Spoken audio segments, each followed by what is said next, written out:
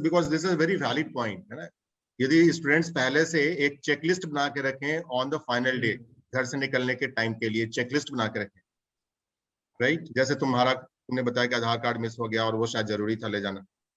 Exam centre वाकई में पहले जाना चाहिए मेरे हिसाब से। मैं अपना आधार कार्ड भूल गया था, और आधार कार्ड भूल गया और बहुत ज़्यादा जल्दी नहीं पहुंचा था, उस वजह से ना अंत में वो थोड़ा हो जाता है कि आपको वापस घर जाना पड़ेगा, आधार कार्ड लाना पड़ेगा, और उसमें फिर डर लगने लगता है थोड़ा सा। कोशिश करना है कि ज़्यादातर चीज़ें कंट्रोल में हो, ऐसा कुछ अनएक्सपेक्टेड नहीं होना चाहिए सुबह सुबह जिसकी वजह से आप मतलब कंफर्ट जोन से बाहर चले जाएं। और दूसरा इंपॉर्टेंट चीज़ है मतलब माइंडसेट, जो मैंने सेकंड पेपर के टाइम रखा था। फर्स्ट पेपर में तो मतलब मुझे पता भी नहीं चला क्या हुआ, मैंने एग्जाम दिया और उसके बाद समझ में आया कि क्या हुआ है। सेकंड पेपर में ऐसे मैंने सोचा था कि मतलब जेई मैं लाइफ में एक बार ही दूंगा, और मैंने सुना है कि जेई वाले अच्छा पेपर बनाते हैं, तो मतलब मैं अपना वाला पेपर एंजॉय करूँ एटलीस्ट, मतलब जो अच्छा पेपर उन्होंने बनाया होगा उसको अच्छे से एंजॉय करके दूं, कि जो क्वेश्चंस बनाए होंगे सारे क्वेश्चंस को, जो भी उन्होंने अच्छा क्वेश्चन सोचा होगा मैं उसको अपनी तरफ से पूरा एंजॉय कर पाऊँ एक अच्छे पेपर को। बेसिकली मैं इस तरह से सोचने लग गया सेकंड पेपर में कि मुझे फर्क नहीं पड़ता उसके बाद कि यार क्या रैंक आएगा या फिर क्या आएगा, बट मैं अपना जेई एंजॉय करूंगा।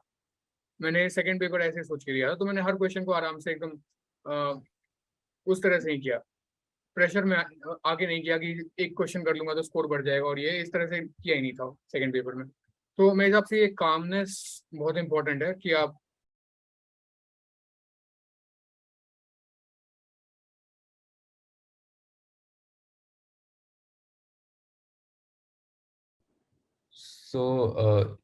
जब मैं करता था जेई के प्रैक्टिस टेस्ट भी जब मैं देता था और एक्चुअल जी एडवांस पेपर में भी, I used to attempt the chemistry section first because it takes the least amount of time. So the thing is that eventually if you are going to miss some questions at the end of the 3-hour test, then you want to minimize the number of questions that you have missed. So if you start with mathematics and let's say mathematics takes 2 hours, if it's a very lengthy paper, then you might end up missing half of the chemistry section in the end, which you could have probably done in like 15 minutes, right? So I think it's very important to make sure that you start with questions that take less time, and then you have more time for the questions that take longer. And one more thing is that when you read a question, if it just looks long, अगर बस देखकर लगता है कि question करने में बहुत time लगेगा, तो then you can just skip it for a while. And this I used to do in every test and even in the final paper, because for example, if you look at a physics question and there's a huge diagram and it's a multi-correct question and there are 10 blocks and many springs and all, so just skip it for that time. You don't need to spend 5 or 10 minutes on that question at that exact moment. So yeah, this is what I used to do. Chemistry में कितना time गया होगा तुम्हारा अंदाजन? In 3 hours, I don't know, I think 30-40 minutes. 30-40 minutes, क्योंकि मैं generally यही suggest करता हूं, तो I just wanted to confirm कि कहीं ऐसा तो नहीं कि मैं कुछ गलत सजेस्ट कर रहा हूं. In case of a student who is expecting a top rank kind of thing, I believe कि chemistry must be able to over in maybe 40 minutes upper limit. Yes, sir. Manshu, what is your take on the 3 hours strategy? Yes, my strategy was whatever order I was given the paper, I kind of went with that. Like it sounds silly, but like I used to do it since very starting, and I never changed it again because it used to work. But what I used to ensure that I am able to do at least 2 passes of the paper.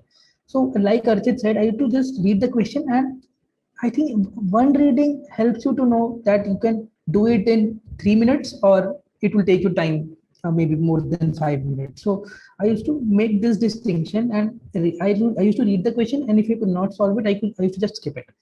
And then probably after, this also helps, for example, if you're at the end and you have skipped a lot of questions, then you can kind of manage your time in that way.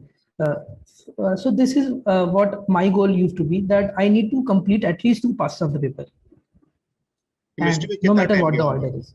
अंदाजन मतलब total time हमारे paper में chemistry बहुत simple सा आया था, तो I guess हाँ भाई अर्चित जितना कह रहा है 35-40 मिनट्स का, बट कभी कभी केमिस्ट्री में टाइम लग जाता है. हाँ, फॉर एग्जांपल अगर पास्ट पेपर जो हमने अटेम्प्ट किए थे, तो जैसे 17 का पेपर था, 17-18 का कलश वाला जो पेपर था उसके केमिस्ट्री में जब हमने मतलब बैच में दिया था तो उसमें तो लगा था मुझे 50 to 1 hour क्योंकि Okay. वो उसमें बहुत कॉम्प्लेक्स ऑप्शंस लग रहे थे, बहुत सोचना पड़ रहा था।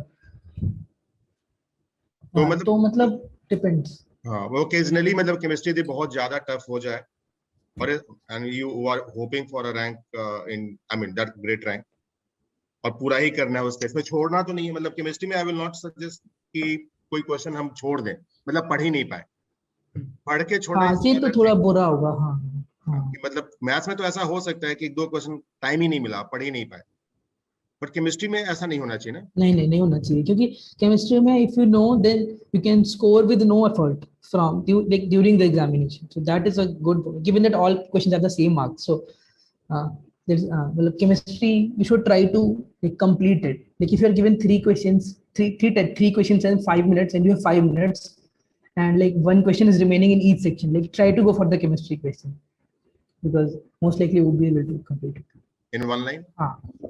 I guess the important thing is not try to evaluate yourself during the examination. Like that is point of the paper itself. It was like, okay, so like just try to do as much as you can and don't kind of keep counting about how much your marks will be, what like predicting your ranking between the paper makes no sense.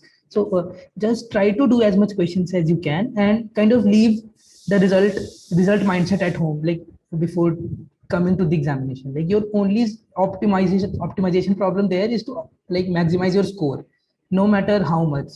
Like if you don't know anything when you sit at the paper, you will get a 0, but the homework was needed to be done there before the paper. Like when you are in the paper, like you and the paper are there, you just have to do as much as you can and get off. I will say like try to be tension free during the paper. Like take tension before the paper, maybe like, there is no point in. ऐसा होना ही नहीं चाहिए कि आपका 1 घंटा बचा हुआ है और आपका एक सब्जेक्ट पूरा छूटा हुआ है। तो मतलब ऐसा होना चाहिए कि आप क्वेश्चंस पहले आप सारे आसान क्वेश्चंस कर लो एक बार में। मतलब आसान का मतलब ये होता है जो थोड़े एफर्ट से हो जाते हैं, मतलब जिनमें बहुत ज्यादा सोचना नहीं पड़ता, 2 मिनट लग के कि आप क्वेश्चन के जो मतलब 3 मिनट से ज्यादा दे रहे हैं हर क्वेश्चन पे, या हाँ 3 मिनट से ज्यादा तो नहीं देना बिल्कुल भी, मतलब 2.5 मिनट वगैरह में हो जाने वाले क्वेश्चंस शुरू में सारे कर लेने चाहिए। तो उससे क्या होगा ना, जब लास्ट में डिफिकल्ट क्वेश्चंस ही बच जाएंगे, मतलब आइडियली तो 3 राउंड्स में करना चाहिए, बट जब लास्ट में सिर्फ डिफिकल्ट क्वेश्चंस बचे होंगे तो आपको वो वैसी फीलिंग नहीं आएगी कि यार बहुत सारा छूट रहा है।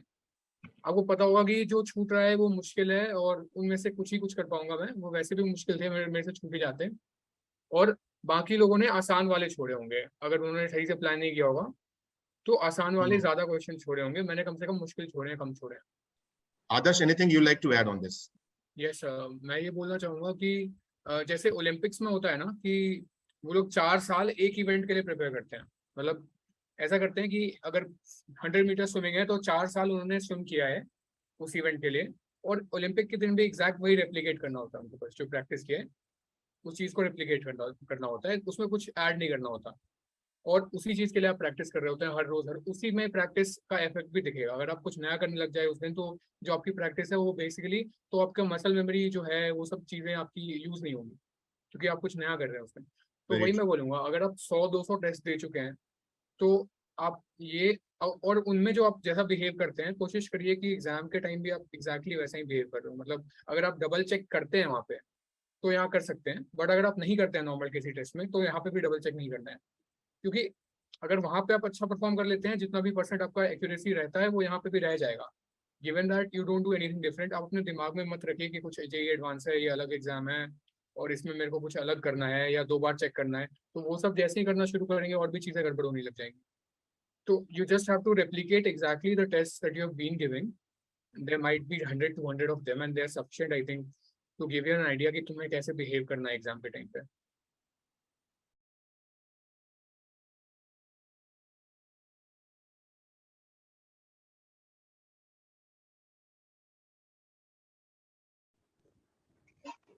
तो मुझे आपसे ये पूछना था कि how do you cope with the tension, कि मतलब आप अभी बता ही रहे थे कि टेंशन फ्री रहना एग्जाम में, but basically when you are attempting a question knowing कि वो एक इम्पैक्ट डालेगा, तो आप उस स्ट्रेस को कैसे हैंडल करोगे?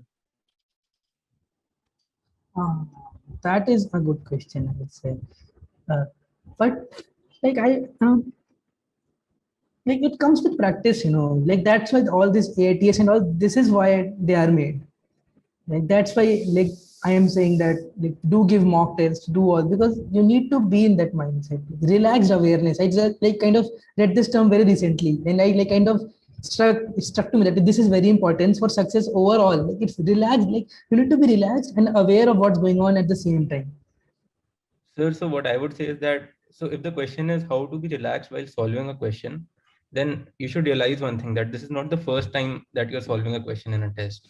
You have already given tens or 20s of tests, of practice tests before, and you have already seen how you perform. Like you have an idea of how well you do when you give a test. So just trust your preparation, trust your past performances, and just while solving a question, just trust that you will be able to deliver the same performance that you have been delivering in the last 20 or 30 practice tests that you have given. It's not like you are solving a question for the first time. And as you keep giving new practice tests, like as you keep giving more practice tests, you will just become more comfortable with solving questions and like handling the tension of solving a question. So I agree with Himanshu on that point, that it comes with practice.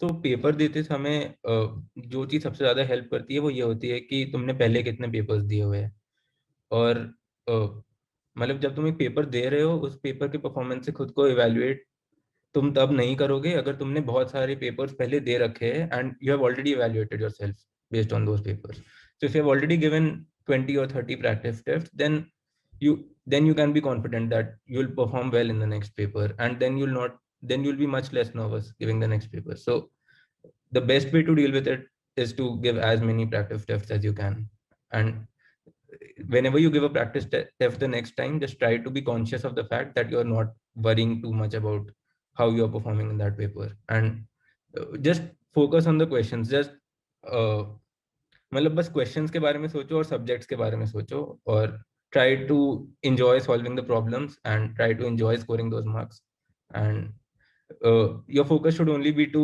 maximize your marks and just not anything else while solving the paper. Archit, यहाँ पे मैं just पूछूंगा तुमसे कि like वहां पर कालूसराय में जब मैं था तो उस टाइम पे कितने मतलब तुमने टेस्ट प्रैक्टिस किए होंगे टोटल, एनी आइडिया? मतलब लास्ट के 20 days 30 days में. I think we were doing 1 or 2 every day. So 1 or 2 every day. at least 1 every day. और उसके पहले वाले टाइम में मतलब 2 महीने, क्योंकि इन बच्चों की भी काफी प्रैक्टिस हुई है ना, दे हैव आई मीन ये जो सिटिंग हैबिट है ये सारी चीजें बाय एंड लार्ज इनकी हो गई, 8-8 घंटे ये बैठ के प्रैक्टिस करते रहे, तो उसमें तो अब ये फिट हो चुके हैं. तो अब आने वाले समय में 1 or 2 test a day, this is what you recommend? Yes sir. I guess Archit ने जो बोला कि मतलब the past performance should give you some relief or some hope that you can afford being calm during the test. Like just try to follow your instinct, be natural, and there is no need to like feel any applied pressure of the day while giving the examination. And maybe you can like in these 14 days you can just try to mimic the fact that what if this is the current day, how will you behave or how will you react to questions or unexpected circumstances. Try to see it this way.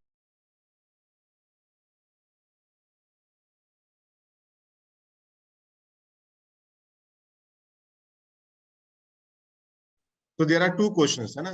एक तो question, पहला question Shivani ने पूछा कि जो बीच का time होता है उसको कैसे मैनेज करना चाहिए और फर्स्ट पेपर का हैंगओवर नहीं रहे, मतलब अच्छा हो या बुरा हो जो भी हो. अच्छा हुआ है, खुश हो तो बहुत अच्छी बात है, बट वो खुशी मतलब इतनी भी नहीं होनी चाहिए कि फिर पता चला कि दूसरे में रिलैक्स हो गए. I would say try to rest. अगर मतलब किसी व्हीकल से गए हो तो like you can rest, lie down. Suppose कोई कार है तो you can lie down inside. और अगर कोई अगर पैदल गए हो अकेले गए हो तो like just try to rest somewhere. Try to be calm, eat something, and don't need to discuss what you did or anything, how the paper was, because that's because first reactions are also very stupid for like about like what you usually get from people. So there is no point, and it won't help you for the second paper as well. So try to rest and. तो खैर मैं भी यही बच्चों को मैंने suggest किया है कि हो सकता है कि कोई आए डिस्कस करे तो भी मतलब कोशिश करनी यही है कि इंटरटेन ना करे, क्योंकि यूजुअली मेजॉरिटी केसेस में बच्चे मतलब एडवर्सली इंपैक्टेड होते हैं। मेजॉरिटी केस में, बहुत कम ही केस ऐसा होगा जहाँ पे कि लाइक मतलब you are so cool it doesn't affect you, गलत हो गए, छूट गए।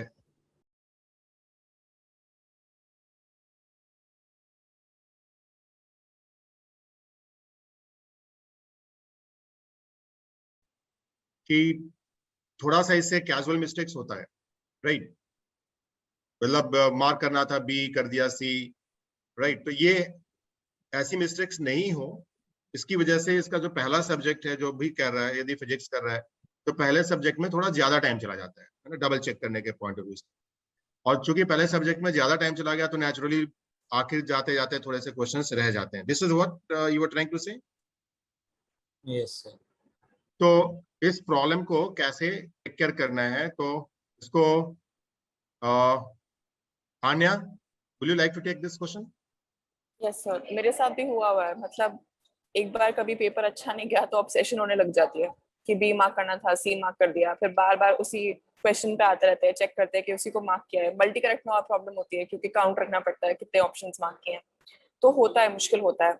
लेकिन किसी मतलब अभी कॉन्फिडेंस नहीं होगा इस बात में, लेकिन मुझे लगता है किसी हद तक तुमने जितना प्रिपेयर किया है वो प्रिपेयर करता है तुम्हें इस भी सिनेरियो के लिए। एग्जाम में मुझे लगता है किसी सेक्शन से शुरू कर रहे हो तो वो क्वेश्चन सॉल्व करो, उसका ऑप्शन मार्क करो, और ये अपनी हैबिट चेक में रखो कि ऑब्सेसिवली चेक नहीं कर रहे हो कौन सा ऑप्शन मार्क किया है। एक बार चेक करो कि तुमने बी मार्क करना था, तुमने बी मार्क किया है, अगले क्वेश्चन पे जाओ। रिवीजन के लिए मेरे लिए बहुत इंपॉर्टेंट था कि जैसे फिजिक्स का पेपर कंप्लीट किया फिर केमिस्ट्री पे गए, रिवीजन एंड में करनी है। फिजिक्स का पेपर कंप्लीट करने के बाद अगर फिजिक्स का सेक्शन रिवाइज किया तो मुझे लगता था कि जो मैंने गलतियां की हैं उनको पकड़ने में जो मेरी एफिशिएंसी थी वो उतनी नहीं थी। एंड में आते आते क्योंकि तुम उस पॉइंट तक बाकी सब्जेक्ट्स कर चुके होते हो, तुम्हारे दिमाग में जगह बनती है कि तुम एक नया थॉट सोचो, तुम्हारी गलती तुम पकड़ो, एक कॉन्सेप्ट तुम पहले नहीं समझ पाए थे वो समझ पाओ। तो रिविजन बैक टू बैक करने में जो गलतियां पकड़ने का टैलेंट होता है वो कम होता है।